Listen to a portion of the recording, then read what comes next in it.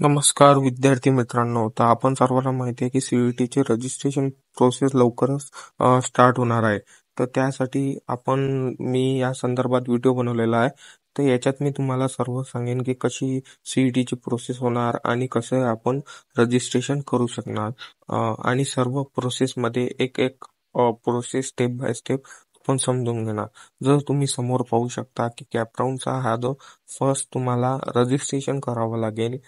Registration मध्ये अजून यायचं आहे सीईटीचं रजिस्ट्रेशन. तर त्यामध्ये पण मी एक स्पेशल व्हिडिओ तुम्हाला बनवून दाखवणार आहे की कसं रजिस्ट्रेशन करायचं.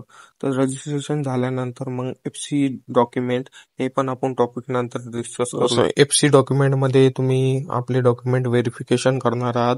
त्याच्याबद्दल पण एक आपण नंतर व्हिडिओ बनवू की त्याच्यात तुम्ही काय काय करायला नाही पाहिजे आणि काय काय करायला पाहिजे एफसी सेंटरवर जाऊन. ते पण खूप प्रोसेस थोडी म्हणजे लॉंग टर्म असते. खूप झेरॉक्स वगैरे सर्व लागणार आहे. मी त्याच्यावर स्पेशल व्हिडिओ बनवणार आहे. तर त्याच्यावर मी तुम्हाला सर्व माहिती सांगणार की काय काय डॉक्युमेंट लागतील आणि काय काय तुम्हाला झेरॉक्स किती किती लागतील ते सर्व बनणार आहे. त्याच्यानंतर आपल्याला प्रोव्हिजनल आणि फायनल मेरिट येणार. त्यामध्ये तुम्ही पाहू शकता की तुमचा रँक डिक्लेअर होणार. प्रोव्हिजनल आणि फायनल हे दोन डिवाइड केलेले आहे. कारण त्याच्या मधात रँक चेंज होऊन जातो. कारण काही जेई वाले पण त्याच्यात ऍड. तर चला आपण बघूया की स्टेप बाय स्टेप प्रोसेस कशी होणार आहे डेमोच्या माध्यमातून. तर सर्वात पहिले आपण रजिस्ट्रेशन साठी पाहणार आहोत. तर जसे तुम्ही पाहू शकता स्क्रीनवर की MSTCET आपण वेबसाईटवर जाऊया. MSTCET मध्ये जाऊन आपण ते MSTCETच्या ऑफिशियल वेबसाईटवर जाऊया पहिले. जसं तुम्ही पाहू शकता सीईटी वर वेबसाईटवर आल्यावर आपण या थ्री डॉटवर बाजूला क्लिक करून इथून कॅपराऊंड सिलेक्ट करू शकता. आता तर रजिस्ट्रेशन कॅपराऊंड आलेले नाही आहे 2024-25चे. तर तुम्हाला ते दिसणार नाही, तरी मी करून दाखवतो. तसे अजून रजिस्ट्रेशन स्टार्टच नाही झाले. जसं तुम्ही पाहू शकता क्लिक केल्यावर ते म्हणजे इथं तर येऊन जाऊ आपण, पण ते अंडर ग्रॅज्युएटवर कुठं पण क्लिक केलं फार्मसी याच्यावर तर होणार नाही ते. तर याच्यासाठी आपण 2024 लास्ट इयरचं रजिस्ट्रेशनचं वेबसाईट पाहूया. त्याच्यावर आपण डेमो पाहू शकतो की कसं रजिस्ट्रेशनचं दाखवणार आहे. तर हे जसं मी बीटेक वर क्लिक केलेलं आहे. तर मग अशी वेबसाईट राहणार आहे रजिस्ट्रेशन साठी. तुम्ही पाहू शकता. तर इथं रजिस्टर्ड कॅन्डिडेट वर आपण क्लिक करूया. तर इथं तुम्हाला दोन ऑप्शन येणार आहेत. एक तर new registration and fast registration. तर तुम्ही क्लिक करू शकता. ते मी नंतरच्या व्हिडिओमध्ये तुम्हाला सांगणार आहे. त्याच्याबद्दल आपण रजिस्ट्रेशन कसे करावे, काय करायचं हवं हे सगळ्यावर मी माहिती देणार आहोत. तर याच्यावर मग आल्यानंतर आपल्याजवळ खूप सारे येऊन जातात की रजिस्ट्रेशन आपल्याला करावं लागेल. खूप माहिती पण टाकायला लागेल. पण एक गोष्ट लक्षात ठेवा, तुम्ही जे विद्यार्थ्यांनी सीईटी दिलेली आहे त्यांना पैसे भरण्याची गरज नाही आहे रजिस्ट्रेशन कॅपराऊंडच्या वेळेस. फक्त ज्यांनी जेई दिलेली आहे त्यांच्यासाठी फीज लागणार आहे. 600 अशी डिपेंड असते रिझर्वेशनवर. तर त्यांना फी भरण्याची काहीही गरज नाही आहे. फक्त जेई ज्यांनी दिलेली आहे, सीईटी नाही दिलेली आहे, त्यांनीच भरावं लागेल. ज्यांनी सीईटी दिलेली आहे आणि जेई पण दिलेली आहे, दोन्ही दिलेले आहे, ते त्यांना पण भरायची काही गरज नाही आहे.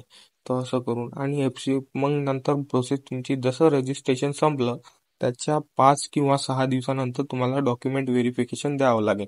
त्या पण ते काही 10 दिवसाच्या मधात ते व्हेरिफिकेशन होते.